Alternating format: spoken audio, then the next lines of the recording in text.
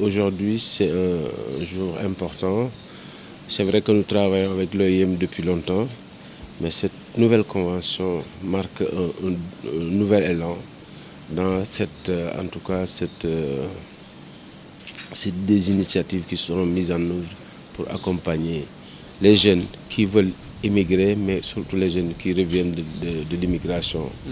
Vous savez sans nul doute que aujourd'hui c'est un problème majeur, un problème d'actualité qui mobilise la République, qui mobilise les organisations internationales pour en tout cas permettre aux jeunes de pouvoir s'appuyer sur des programmes pour pouvoir rester. Et maintenant, comment vous comptez accompagner donc, les migrants de retour? On compte les accompagner par la mise en place de conventions spécifiques dans différents domaines. Mais surtout, en tout cas, l'expérience que nous avons au niveau de l'ANPEJ, c'est en leur mettant à leur disposition des projets du moins, pour leur permettre en tout cas d'avoir une activité et de pouvoir s'installer. Parce qu'il faut dire qu'il est possible, je le disais à l'entame de mon propos tout à l'heure, que c'est possible de réussir au Sénégal, c'est possible de travailler et de réussir au Sénégal.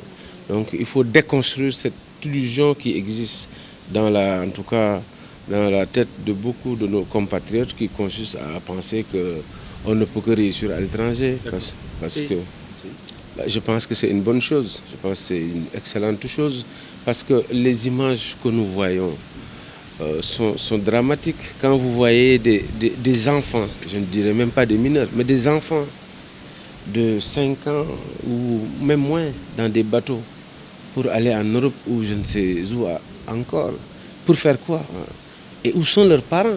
Je pense qu'il y a un vrai problème sociétal et qui dépasse la question de l'emploi et qu'il faut que l'État prenne à bras le corps et que l'État règle ça de façon très coercitive. Moi, je ne peux pas comprendre et je le dis, c'est mon indignation de voir des jeunes, des enfants prendre des bateaux alors que ces enfants ont des parents. Il y a une question d'éducation, une question je ne sais pas. C'est une question c'est une problématique que je ne comprends pas. Je peux comprendre l'immigration pour aller travailler, chercher du travail. Mais ce que nous assistons aujourd'hui dépasse la question de l'emploi. Parce qu'un enfant de 5 ans ne va pas en Europe pour travailler. Je veux dire, un enfant de 5 ans a toute une vie à construire. Déjà à s'éduquer, à aller à l'école.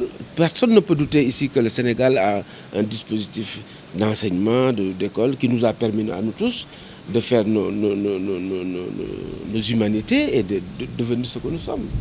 Mais ce que nous voyons aujourd'hui est inexplicable et l'État doit prendre toutes les dispositions pour freiner ce phénomène qui relève, à mon avis, de l'irrationnel.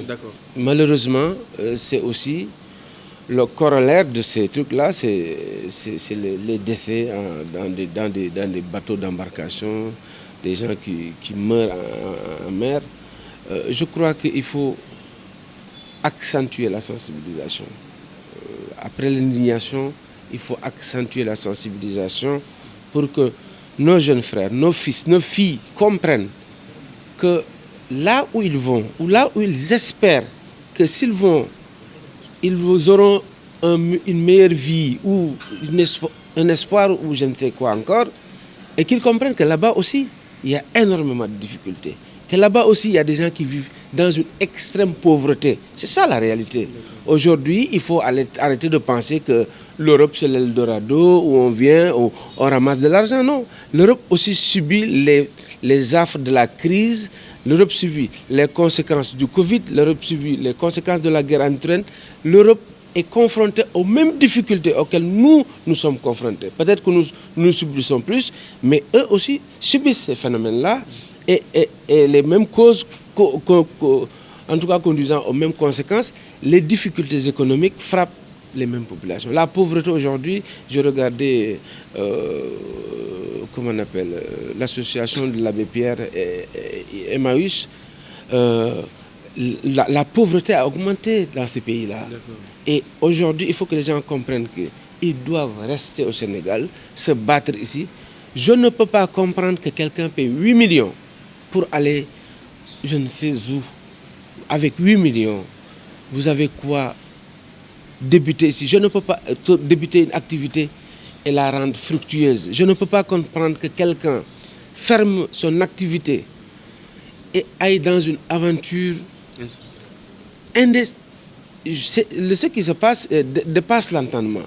Et c'est pour ça que je pense que l'État doit prendre ses responsabilités. Et l'État est en train de le prendre pour en tout cas traquer tous les passeurs, tous les vendeurs d'illusions, tous ces marchands d'illusions qui poussent notre jeunesse, qui poussent nos enfants, qui poussent nos familles dans des pirogues pour aller mourir en mer ou aller en tout cas dans un avenir incertain.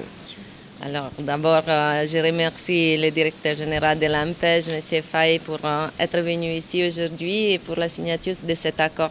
Et permettez-moi de aussi remercier tout l'ANPEJ, tous les services techniques de l'ANPEJ qui depuis des années, ils ont collaboré avec OIM pour donner des possibilités. Voilà, c'est ça que l'IOM cherche à faire avec ses partenaires, c'est de donner des possibilités, des opportunités, des réussites au Sénégal, ailleurs aussi, parce que avec des formations techniques, avec des formations professionnelles qualifiées, on a la possibilité aussi d'émigrer dans des pays étrangers, je ne dis pas seulement l'Europe, dans tout le monde, même en Afrique, avec des conditions qui sont légales, sûres et régulières. C'est ça que l'IOM il promue.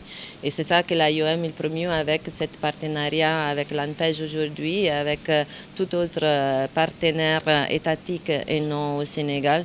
C'est justement de créer un réseau de partenaires qui puissent toucher tous les jeunes, au moins rurales et urbaines, et pour faire que la migration soit un choix informé, un choix bien pondéré et qu'il ne soit pas une nécessité comme aujourd'hui s'avère le cas avec tous les jeunes qui prennent la pirogue.